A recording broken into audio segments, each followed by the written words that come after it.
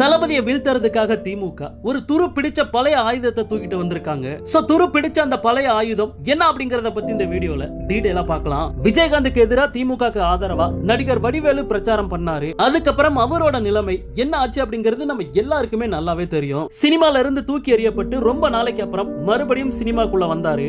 இவர் காமெடியா பேசினா ஓட்டுகள் குவியும் அப்படின்ட்டு திமுக ரொம்பவே நம்பினாங்க. ஆனா அந்த தேர்தல்ல தான் திமுக படுதோல்வி அடைஞ்சது. விஜயகாந்துக்கு எதிராக திமுக வடிவேலை களத்துல இறக்குனாங்க.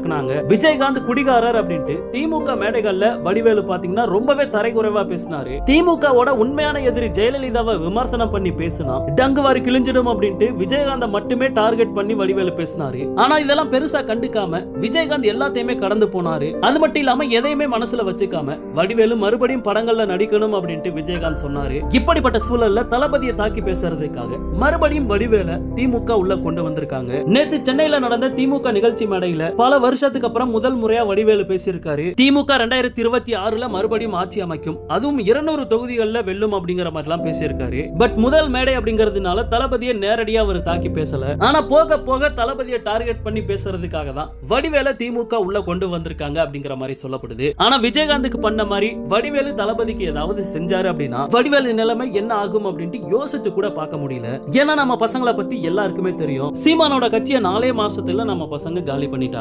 சோ சீமானுக்கே இந்த நிலைமை அப்படின்னா வடிவேலு தளபதியை தாக்கி ஒரு மேடையில பேசினா போதும், அவர் மறுபடியும் மைக்க புடிச்சு பேச முடியாத அளவுக்கு நம்ம பசங்க சோசியல் மீடியால வச்சு செஞ்சிருவாங்க.